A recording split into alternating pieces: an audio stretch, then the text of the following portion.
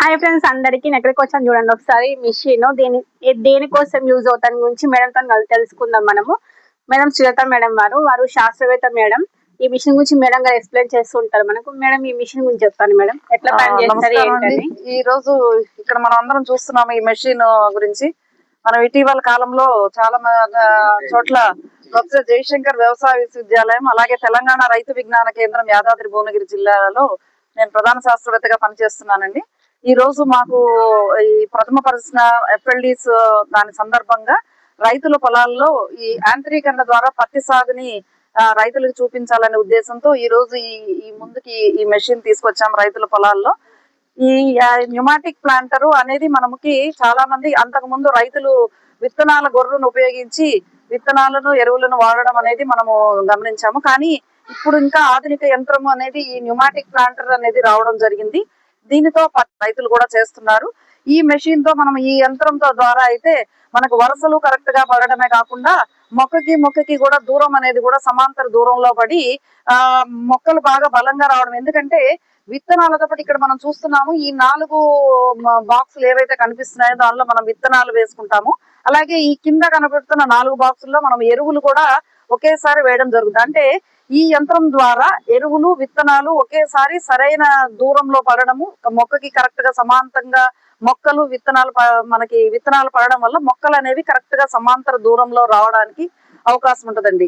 అంతేకాకుండా ఎరువులు కూడా విత్తనంతో పాటు మనం వేయడం వల్ల మొక్క అనేది బలంగా రావడం అనేది జరుగుతుంది. సాధారణంగా ఏంటంటే రైతులు దుక్కి దున్నినప్పుడు బాసరో ఎరువులు వేసుకొని విత్తనాలు పెట్టడం అనేది మనము పరిపాటిగా ఉంటుంది. దీని ద్వారా మనం ఒకేసారి డిఏపిని మనము ఈ విత్తనాల ద్వారా వేసుకోవడం వల్ల కొంత మోతాదు నత్రజని తర్వాత బాసరో ఎరువులు కూడా పడడం వల్ల మొక్క అనేది మంచి బలంగా రావడానికి ఆస్కారం ఉంటుంది. ఇకపోతే మొక్కలు అనేవి సమాంతర దూరంలో ఉండడం వల్ల గాలి వెలుతురు అనేది బాగా ప్రసరించి చీడపీడల ఉధృతి కూడా తగ్గుతుంది.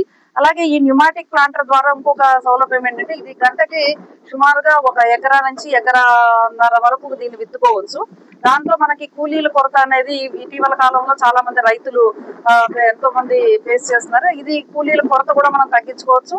అలాగే పత్తి విత్తనాలు మనం చూస్తాము, చాలా మంది రైతులు ముందుగా ఒక 2 రోజుల ముందు వాళ్ళ పొలాలు తయారు చేసుకొని అచ్చులు వేసుకుంటారు. అచ్చులకు కూడా వాళ్ళు ఒక లేబర్ తో అచ్చులు వేయడం వల్ల కూడా వాళ్ళు సుమారు ఎకరాకి 1000 నుంచి 1200 రూపాయలు ఖర్చు పెడుతున్నారు.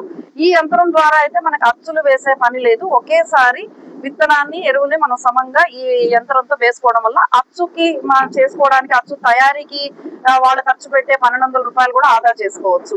అంతేకాకుండా ఇది తొందరగా మనము ఈ వర్షాకాలంలో మనకి ఇప్పటికే చూస్తున్నాము వాతావరణ ప్రభావం, ఎల్లిలో ప్రభావం వల్ల కూడా ఈసారి మనకి ఈ పత్తి సాగు అనేది కూడా చాలా చోట్ల ఆలస్యంగా వేస్తున్నారు రైతులు. ఎందుకంటే సరైన వర్షపాతం ఇప్పటి వరకు నమోదు కాలేదు కాబట్టి ఈ పత్తి సాగు కూడా ఈసారి ఆలస్యం అవుతుంది.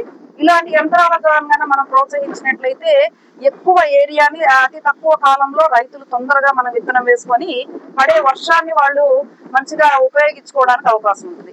అలాగే ఈ వరుసల్లో పడడం వల్ల రైతులు తర్వాత ఈ అంతర్కృషి యంత్రాలు కూడా మనం మామూలు ట్రాక్టర్ తో వీళ్ళు మనుషుల ద్వారాను తర్వాత ఎడ్ల ద్వారాను మనము కలుపు తీసుకోవడానికి మధ్యలో అంతర్సేద్యం చేస్తుంటారు. ఎందుకంటే మనకి ప్రతి కంది లాంటి పంటలకి తప్పనిసరిగా అంతర్సేద్యం చేసుకోవాలి.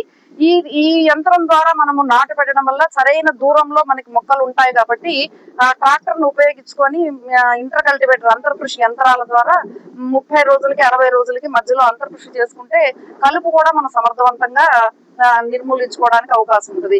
కాబట్టి రైతు సోదరులు వాళ్ళు ఇలాంటి వాటిని కనుక ప్రోత్సహించి మనము కనుక వాళ్ళు ఇక ముందు కూడా ఈ యాంత్రీకరణని కొంచెం ప్రోత్సహించినట్లయితే వాళ్ళ సాగు ఖర్చులు తగ్గించుకొని సరైన సమయంలో ఎక్కువ ఏరియా విత్తుకోవడానికి కూడా అవకాశం ఉంటదనే సదుద్దేశంతో ఈ రోజు ఈ జహంగీర్ గారని ఒక రైతు పొలంలో చందుపట్ల గ్రామంలో ఈ విత్తనంతో రైతులకు చూపించాలని ఈ కార్యక్రమాన్ని చేపట్టడం జరిగింది.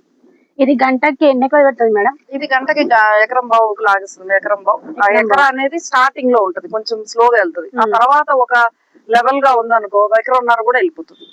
అట్లా చూసారా ఫ్రెండ్స్, ఈ మిషన్ అనేది మనకు మనుషులు పెడితే ఏంటంటే ఎకరా పొలానికి 2-3 గంటలు పడుతుంది.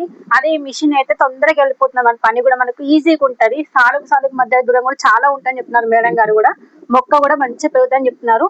చూడండి, మీకు నియర్ లో ఉంటే కంపల్సరీ మిషన్ తో పెట్టుకొని ట్రై చేస్తూ ఉండండి. ఓకేనా? బాయ్ ఫ్రెండ్స్, అందరికీ మా ఛానల్ సబ్స్క్రైబ్ చేయండి, లైక్ చేయండి, షేర్ చేయండి, కామెంట్ చేయండి. థ్యాంక్ యూ అందరికీ. బాయ్.